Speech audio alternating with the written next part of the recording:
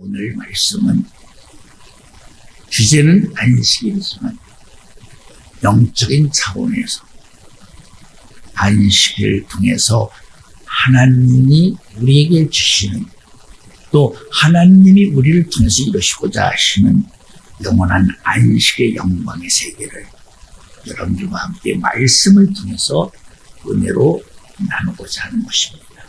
마가 4장 28절의 말씀처럼 생물의 세계나 그 어떤 세계 존재의 대상들도, 물질로 지음을 받은 존재들이나 비물질로 지음을 받은 존재들도 다 스리성의 과정을 거치게 되어 있다. 그래야만이 지음을 받은 존재가 완전한 존재로 열매 맺을 수 있다. 승리할 수 있다. 그렇게 말할 수가 있는 것입니다. 그렇기 때문에 메시아가 건널 길도 3일 길이 되어 있죠. 예수님이 땅에 오셔서 사생의 30년, 영생의 3년, 영생의 40년, 이렇게 3일 길을 걸으시는 것이다. 그렇기 때문에 족장 시대를 마감하는 세상, 그 족장 시대의 끝에도 마지막 10대 후손 노아를 통해서 방주를 짓게 하시고, 그 방주도 3층층으로 되어졌다 하는 사실을 알아야 됩니다. 그래서 1층에는 부정한 짐승, 2층에는 정결한 짐승, 3층에는 노아의 가족들이 탔다 하는 점도 스리성의 절대 속에 포함이 된 내용이 되는 것입니다. 그뿐만 아니라 신앙의 길도 믿음의 길, 뜻의 길, 영의 길이라는 3일 길이 있고, 변화의 세계도 중생, 성화, 영화라는 3단계의 과정이 있다. 만나에도 이스라엘 백성들이 광야에서 먹었던 만나, 베들레헴 떡집에서 태어나신 예수님이 바로 이 땅에 공개된 만나로 오시고, 계시록 2장 17절에도 감췄던 만나가 등장하고 있다. 이뿐만 아니라 구속사의 세계는 모든 것들이 이렇게 스리성을 거쳐서 지음을 받은 존재로서의 온전한 정점에 달할 수가 있다.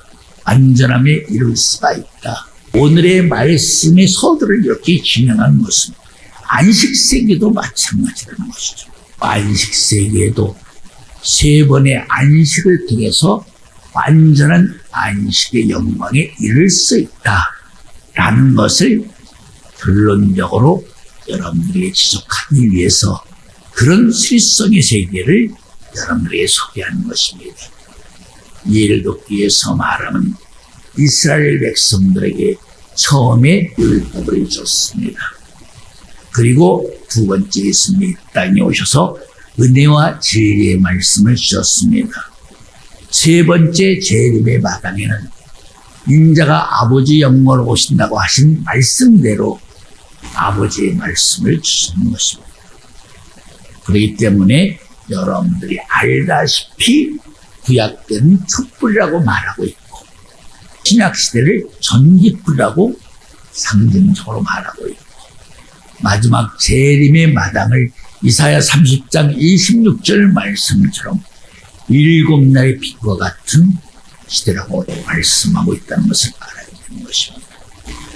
그 외에도 하늘도 3층초로 되어 있고, 모든 것이 스리성의 과정으로 이루어져 있고, 스리성으로 지으신 하나님의 저희는 그 스리성을 통해서 지은 존재를 완전한 존재로 만들기 위한 방법으로서 스리성으로 바로 만드셨다라고 말할 수 있다는 것을 알아야 되는 것입니다. 그렇기 때문에 안식세계도 분명히 3단계 과정이 있는 것이다 하는 것을 알아야 되는 것입니다. 아브라함에게 창세기 15장에 하나님이 3가지의 제물을 바쳐달라고 요구를 하셨죠.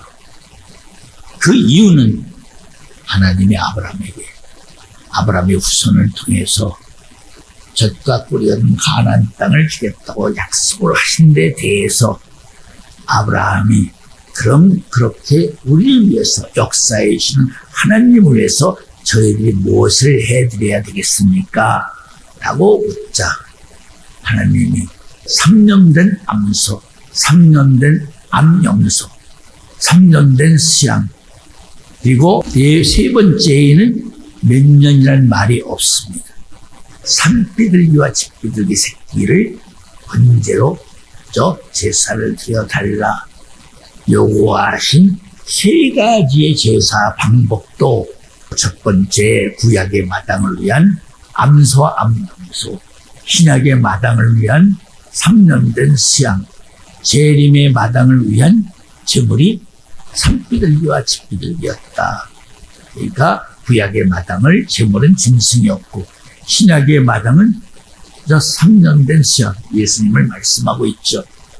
그리고 재림의 마당을 위해서는 산비둘기와 집비둘기 새끼. 다시 말하면 하나님이 제사 드리는 방법도 또 제사에 필요한 제물도 이렇게 때에 맞게 차원이 다르게 예비하고 준비해 놨다 하는 사실을 머릿속에서 지워지면 안 되는 것입니다. 그렇기 때문에 히브리 7장 11절 이하에 보면 율법과 제사 변혁된다, 바뀌어진다. 왜 바뀌어지느냐 하는 원천적인 입장을 제가 지금 아울러 지적하고 있는 것입니다.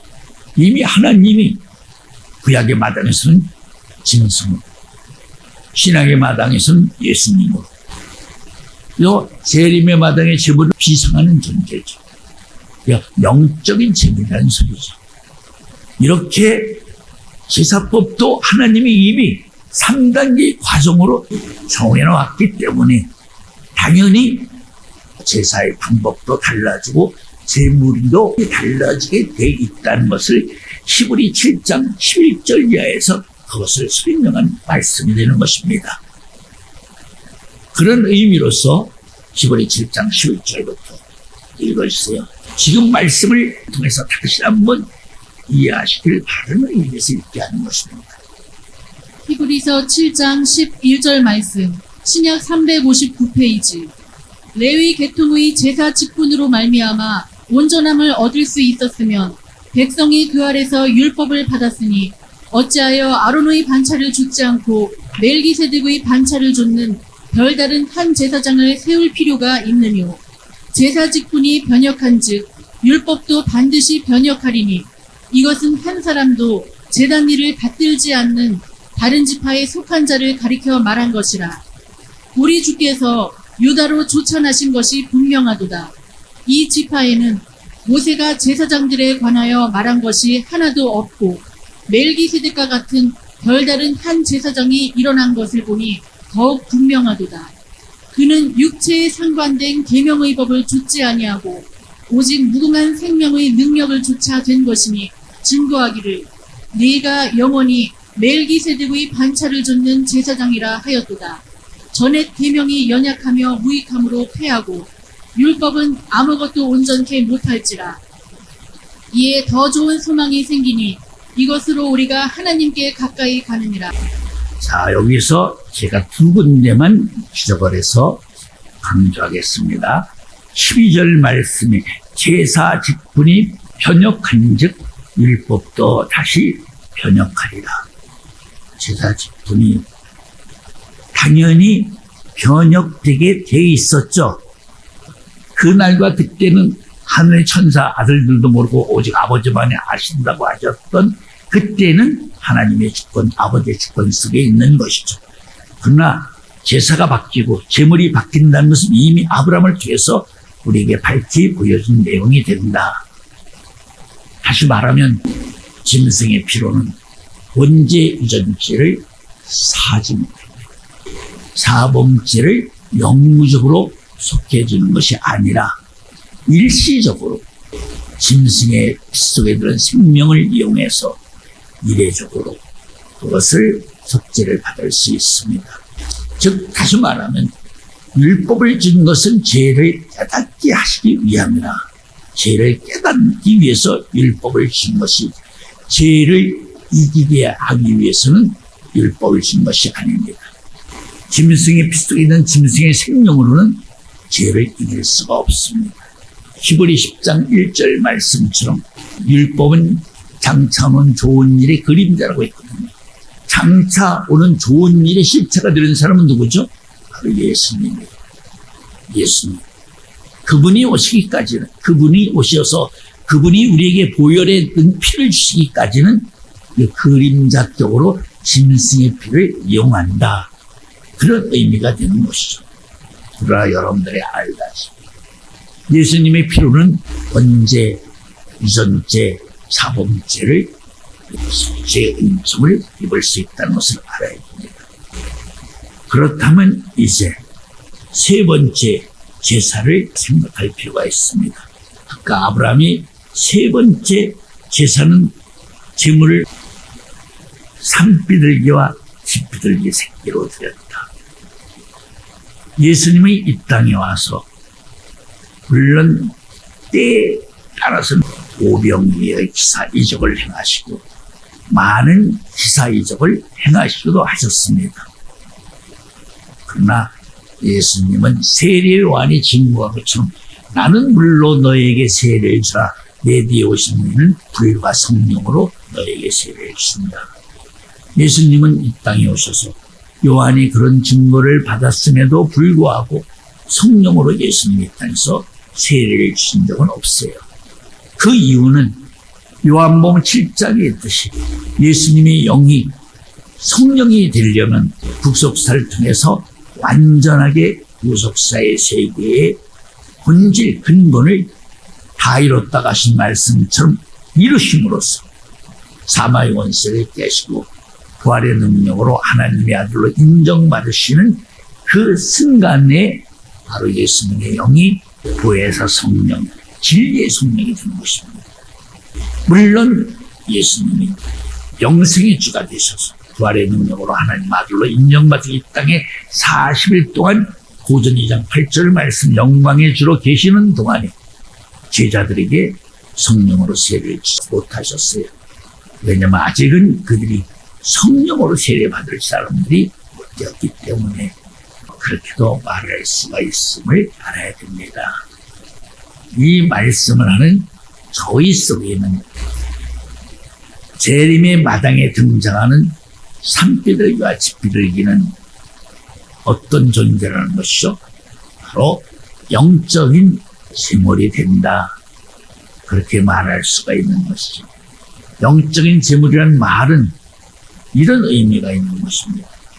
하나님이 신이 그 제물을 받는 대상을 말하는 것이다. 하나님이 그 제물을 받는 것이에요. 아벨의 피는 땅이 그 피를 받았지 하나님이 받은 것이 아니에요. 땅이 받아서 하나님에게 직구하는 것이에요. 내가 피를 받고 보니까 이분의 피는 의인의 피였습니다. 그러나 마지막 재림의 마당에서 흘려지는 거룩한 의인의 피는 바로 누가 받는다? 하나님이 받으시는 것이다. 그렇기 때문에 고전 4장 9절 이하에도 내가 너희를 미말의 사도로 부르신 것은 너희를 죽이려고 작정해놨겠다. 사람과 천사들의 구경거리가 되기 위해서 불렀다. 만물의 찍기가 되기 위해서 불렀다. 하는 말씀을 우리가 깊이 생각할 줄 알아야 하는 것입니다. 예레미야 5장 1절 말씀을 크게 읽어시기 바랍니다. 예레미야 5장 1절 말씀. 구약 1057페이지. 너희는 예루살렘 거리로 빨리 왕래하며 그 넓은 거리에서 찾아보고 알라. 너희가 만일 공의를 행하며 진리를 구하는 자를 한 사람이라도 찾으면 내가 이 성을 사하리라. 한 사람을 못 찾았기 때문에 하나님이 예루살렘을 바벨론에 70년 동안 던져버리고 말았어요. 그러면 여기서 한 사람을 찾으면이라는 의미는 무엇인가를 설명하겠습니다. 결론적으로 원인을 모를 때는 나타나는 결과를 통해서 원인의 세계를 알아봐야 됩니다. 그럼 왜 70년 동안 이스라엘 백성들을 하나님이 바벨론에 던져버리셔서 온갖 고난과 환난과 수나를 받게 하셨는가? 그 이유는 세 가지 때문입니다. 첫째가 안식일을 지키지 않았습니다. 두 번째가 안식년을 지키지 않았습니다. 여기서 안식년이라는 말은 두 가지 양면성이 있습니다. 땅도 6년 동안 경작을 해먹고 7년째는 묵혀라 했거든요. 그럼 사람들 생각에 1년 동안 농사한다고 내가 얼마나 손해가 많은데. 그래서 하나님이 뭐라 그랬죠? 내가 6년째 되는 애는 너희가 3년 먹을 것을 주리라. 대풍작을 신 것이죠. 그런데도 그걸 믿지 못해서 안식일도 지키지 않았고 안식년도 지키지 않았다. 또 안식년 속에는 종들에 관한 법이 있죠. 6년 동안은 종들도 열심히 일하게 만들고 7년째는 쉬게 하라. 또 이 같은 민족으로서 종이 된 사람은 6년 동안 일하게 하고 7년째는 내어보내라. 일부러 정한 법이에요. 근데 여기서 한 사람을 찾지 못했다는 말은 바로 안식일, 안식년의 의미를 올바로 정확히 깨달은 사람을 한 사람도 찾지 못했다는 것입니다. 그래서 이스라엘 백성들을 바벨론에 70년 동안 내어 던져서 왜 70년 동안을 그들이 지키지 않았습니다. 70년 동안 지키지 않으므로 하나님이 70년 동안을 바벨론에 던진 것입니다. 그래서 땅의 안식, 종들의 안식 다 누리게 해준 거예요. 여기서 이 말씀이 우리에게 주는 교훈적인 의미가 남다르다는 것을 알아야 돼요. 그럼 오늘 우리들은 어떤 안식을 지켜야만 하는 것입니다. 어떤 안식년을 지켜야 돼요. 70년 안에 뭐가 들어있죠? 신년이 들어있죠. 신년 50년, 49년 때 다음에는 어떻게 알았어요? 자, 밭도, 집도, 재산도 다 본래 주인들에게 다 원상 돌려줘야 돼요. 한마디로 얘기하면 안식일, 안식년, 신년을 지키지 않았기 때문에 그것을 백성들은 못 깨닫는다 해도 제사장, 바리새인, 서기관들 중에도 그것을 깨닫는 사람이 하나도 없었다. 그래서 70년 동안 던진 것이다 하는 것을 알아야 돼요. 한 사람을 찾아라 보라는 말은 그런 뜻입니다. 한 사람만 깨닫는 사람이 있다면 내가 예루살렘 성의 죄를 사해주겠다. 그 말씀의 의미는 뭐죠? 한 사람만 깨닫는 사람이 있으면 그 사람을 통해서 모두 알게 된다는 것이죠. 시편 19편 말 낮은 낮에게 밤은 밤에게 언어와 소리를 전하게 된다는 것이죠. 한 사람만 깨어있는 사람이 있다면 그 백성이 다 깨어나게 된다. 한 교회만 깨어있는 교회만 있다면 대한민국의 전체 교회도 깨어날 수도 있다 하는 사실을 우리가 깊이 생각을 해야 되는 것입니다. 그렇기 때문에 사무엘 선지 한 사람으로 말미암아 블레셋 족속의 침략을 막을 수 있었고 이스라엘 국격이었던 엘리야와 엘리사 한 사람씩 있을 때 그 시대에는 외세의 침략을 막을 수 있을 뿐더러 그 시대에 나라의 국력이 강건해 있었다 하는 사람 한 사람만 있습니다. 그래서 말라기 2장 15절에도 하나님의 영은 유효할지라도 경건한 자손 하나를 얻기 위해서 하나님 하나를 택하신다 하는 사실을 우리가 분명히 알아야 되는 것입니다. 그렇다면 누가복음 18장 8절 인자가 올 때의 믿음을 보게 되는 말씀처럼 오늘날에도 안식일, 안식년, 신년을 영적인 차원에서 올바로 깨닫고 있는 사람이 있을까? 질문을 한다면 뭐라고 대답할 수 있어요? 없다라고 말할 수밖에 없는 것입니다. 우리 수만 명이 모이는 대형교회입니다.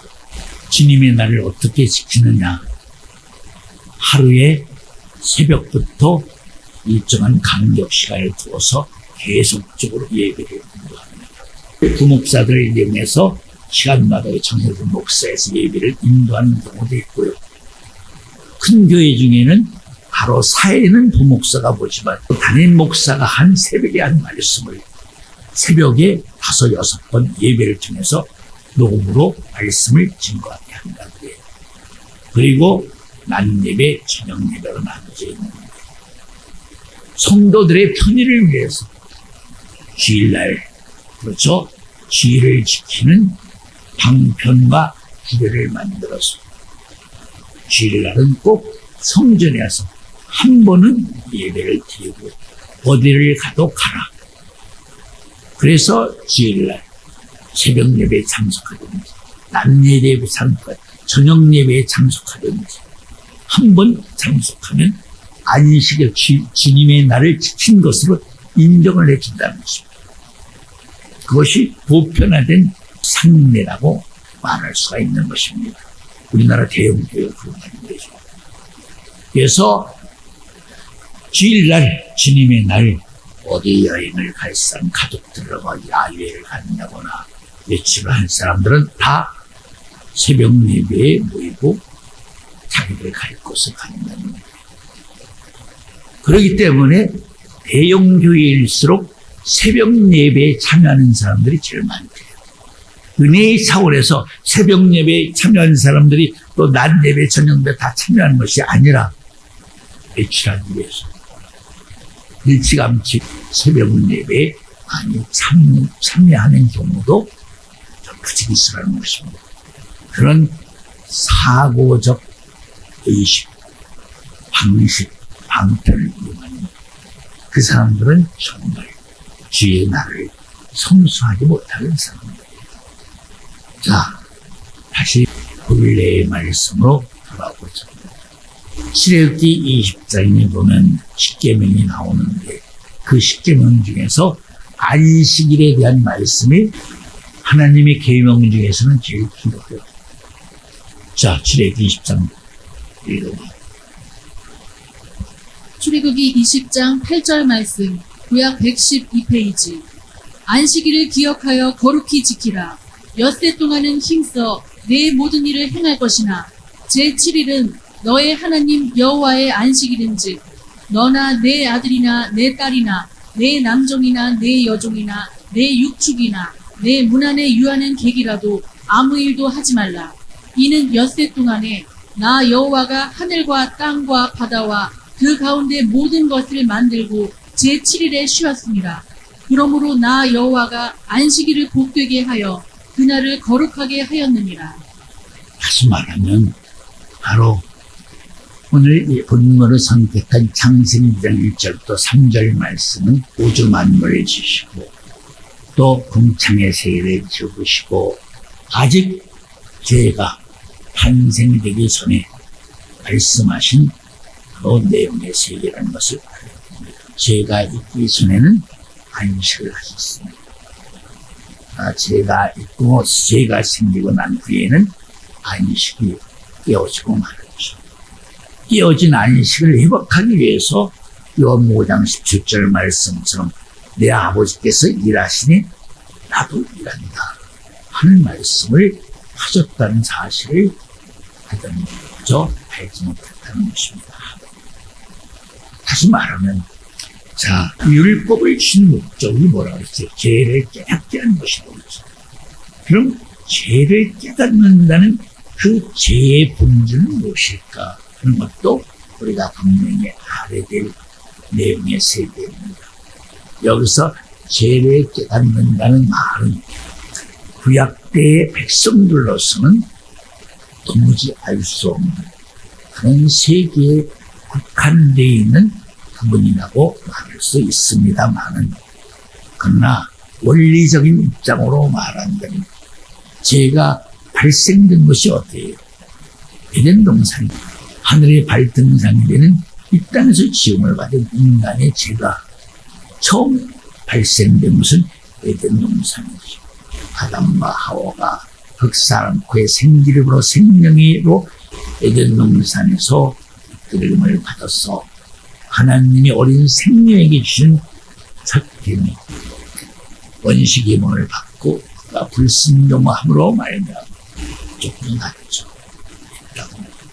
그가 창세기 3장 24절 말씀처럼 그렇죠. 생명나무에 따모 열매를 먹고 영생할 것으로 그러므로 하여 화염금을 줘서 생명나무를 지키게 하셨다 하는 말씀을 이야기를 할 것입니다. 그러나 그 죄를 깨닫는 과정에 있어서도 처음부터 그 죄를 깨달을 수가 없습니다. 짐승의 시대입니다. 우선 율법을 쓰인 것은 자신의 죄, 자신들이 저지르고 있는 죄를 깨닫게 하는 것이죠. 그래서 율법을 쓴 것이죠. 그렇기 때문에 예수님은 이렇게 말씀하셨죠. 율법 시대에는 간음이란 말은 실제로 육체적으로 다른 여자와 통관을 하는 것을 가리켜 간음죄로, 마음으로 짓는 죄는 죄가 되지 않았어요. 그러나 신약시대, 은혜와 진리 시대에는 마음으로 짓는 죄가 죄로 적용을 받던 시대가 되었죠. 율법시대와 은혜와 진리 시대의 차이점으로 말한다면 은혜와 진리 시대에는 죄의 영역이 더 넓어졌죠. 사원이 더 높아졌죠. 그렇다면 마지막 때에는 무슨 죄를 짓겠어요? 마지막 때에는 마음으로 짓는 죄만이 아니라 영으로 짓는 죄를 가르고 있는 것이요. 죄의 차원이 높아지고 그 높아진 죄의 차원의 세계를 깨닫게 하기 위해서는 율법을 주는 것처럼 꼭 상대적인 것을 주게 되죠. 육체의 죄를 깨닫기 위해 율법을 줬어요. 마음으로 짓는 죄를 깨닫기 위해서는 은혜와 진리의 말씀을 줬어요. 그럼 영으로 짓는 죄를 깨닫기 위해서는 신령과 진정으로 드는 예배를 받아주시는 아버지의 말씀을 통해서만이 영으로 짓는 죄를 깨달을 수 있다는 것이죠. 그렇기 때문에 마음으로 짓는 세계까지는 붉은 영이 이 땅에 등장하지 않았어요. 예수님을 죽이는 과정에서도 마귀를 도와주러 이 땅에 사단이 왔지. 붉은 영은 오지 않았어요. 그러나 이제 마지막 때 재림의 마당은 영으로 죄를 짓는 죄예요. 영으로 짓는 죄를 성경은 이렇게 말하고 있죠. 인자로서 짓는 죄는 사함을 받지만 성령을 거스른 죄는 결코 사함을 받지 못한다는 그 의미가 뭐예요? 너희가 영으로 죄를 짓지 말라는 거죠. 영으로 죄를 짓지 말아야 될 시대에 바로 누가 등장한 거죠? 영적인 붉은 영이 이 땅에 등장하고 있다. 그 말씀의 의미를 우리가 깊이 깨닫는다면 때에 맞는 말씀이 얼마나 아름다운 것 같던 잠언 15장 23절 말씀처럼 하나님이 때에 맞게 우리들에게도 뭐예요? 죄를 깨달을 수 있는 그죠? 때에 맞는 말씀, 은혜를 주신다는 것을 바라고 있는 것입니다. 그렇기 때문에 구약의 마당에서 이사야 선지가 이사야 6장 저들이 보고 듣고 깨닫고 뉘우치고 나에게 돌아와 회개할까 들었다. 깨닫는 영을 주지 않았다는 거죠. 예수님 때에도 에덴 동산의 죄와 허물에 대해서는 알 수가 없었어요. 그러나 재림의 마당에 와서야 영적인 시대가 도래하고 나서야 에덴 동산에서 아담이 어떤 죄를 짐으로 말며 어떤 일이 벌어졌고 그 여파로 인해서 어떤 원죄, 유전죄, 사범죄 이런 죄들이 우리를 사말원세를 종속시키고 있다. 이런 것들을 점진적으로 다 깨닫게 되는 동계의 과정을 하나님이 그것도 때에 맞게 우리에게 주시는 것이다 하는 것을 말씀하고 있는 것입니다. 구약대 안식일은 뭐죠? 구약대 안식일은 금요일 저녁부터 토요일 저녁까지가 안식일입니다. 구약대 안식일은 누가 주인이었었어요? 레위 계통으로 직분을 받은 제사장들이 안식일의 주인의 노릇을 했어요. 그 말씀이 성경에 어디 있느냐? 제사장들이 성전 안에서 안식일을 범해도 죄가 되지 않았어요. 그 말씀이 그런 의미예요. 구약 때에는 제사장들이 안식일의 주인 노릇을 했어요. 아까 히브리 10장 1절 이하의 말씀처럼 그것은 한난 뭐예요? 실제 그림자에 지나지 않는 것을.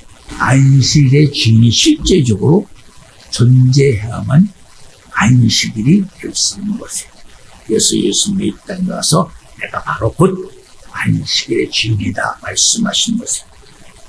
안식일의 주인만이 깨어진 안식을 더 좋은 안식일로 바로 이루어 나갈 수 있는 것이에요. 천의 계명이 연약하고 무익함으로 율법이 변혁이 되면 당연히 제사의 법도 바뀌어져야 됩니다.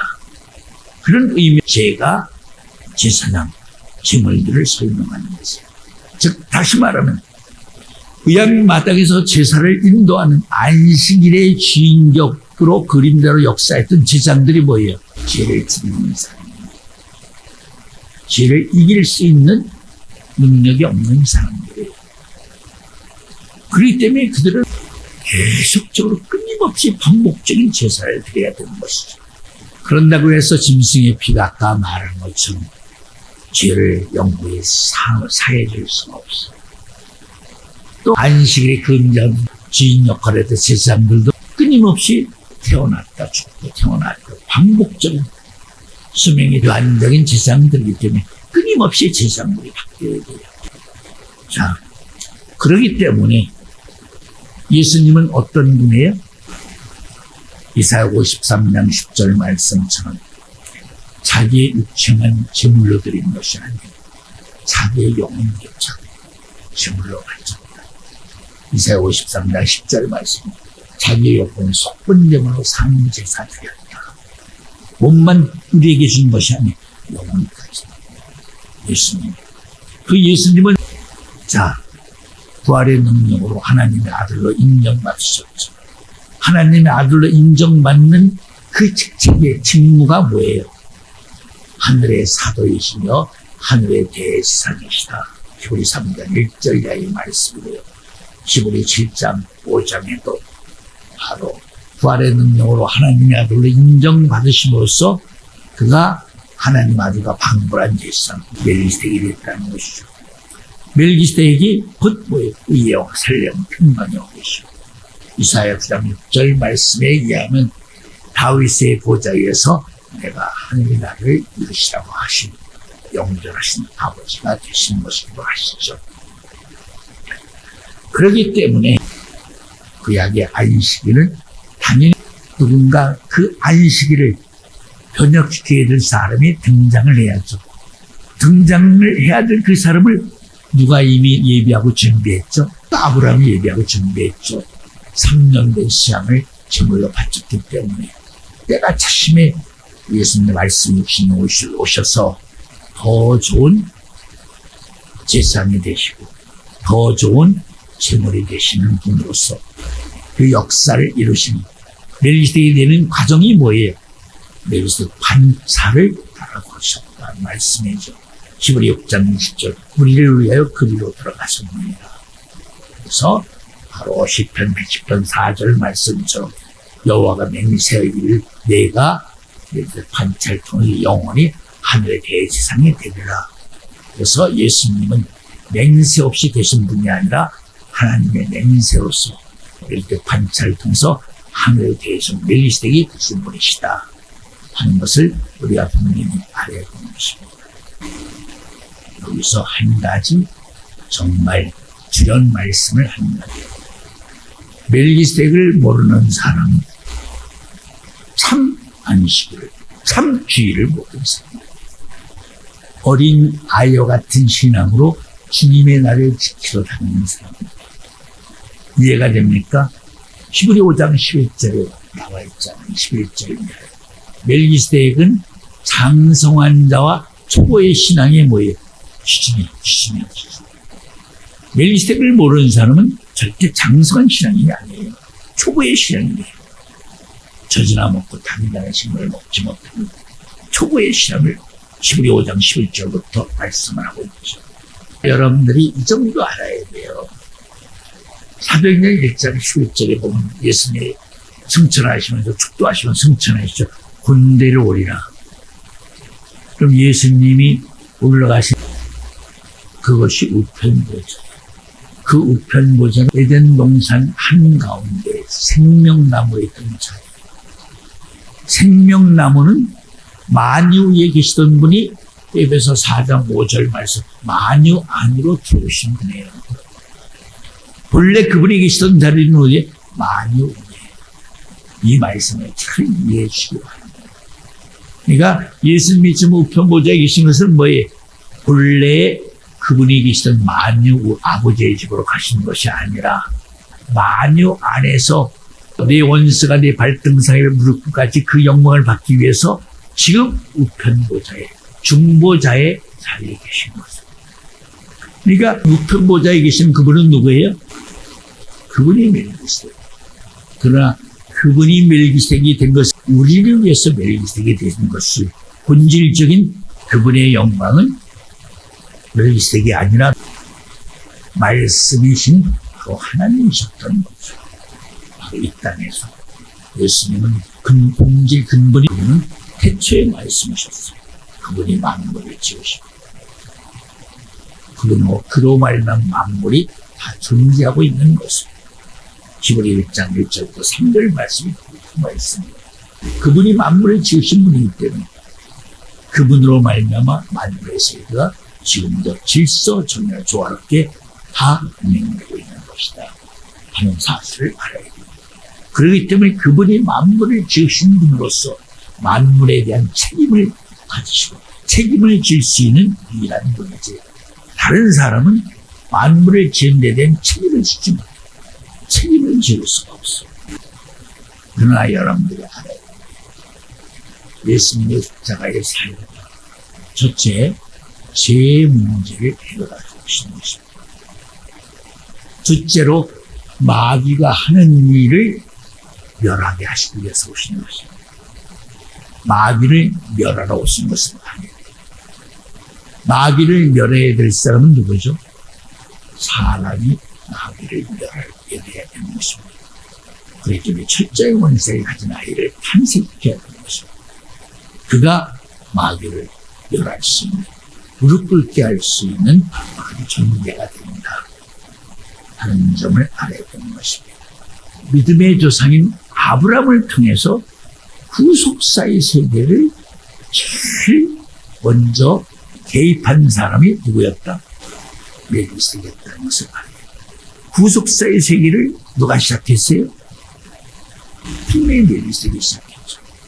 왜? 아담 깨어졌죠. 노아도 가정이 깨어졌죠. 자, 아담에게 준 축복을 창세기 9장에서 노아에게 다시 줬어요. 근데 노아의 가정이 깨어졌어요. 그래서 깨어진 그것을 다시 또 누구에게 줬어요? 바로 다시 멜기세덱을 통해서 아브라함에게 줬죠. 생육번성 충만시키는 것을 아담과 노아에게는 비슷한 말씀으로 줬어요. 그러나 아브라함에게는 그것을 하나로 만들어서 멜기세덱이 떡과 포도주로 축복해 줬다. 떡과 포도주로 축복해 줬다는 것이죠. 그 떡과 포도주가 곧 말하면 아담에게는 축복과 같은 것이고 노아에게는 축복과도 같은 것입니다. 그렇기 때문에 아브라함을 통해서 시작된 세 번째 구속사의 세계는 누구로 맞춰지는 것이다? 멜기세덱으로 맞춰지는 것이다. 여기까지만 말씀을 해올리고 다음 시간에 계속 말씀을 진행하겠습니다. 기도 올리겠습니다.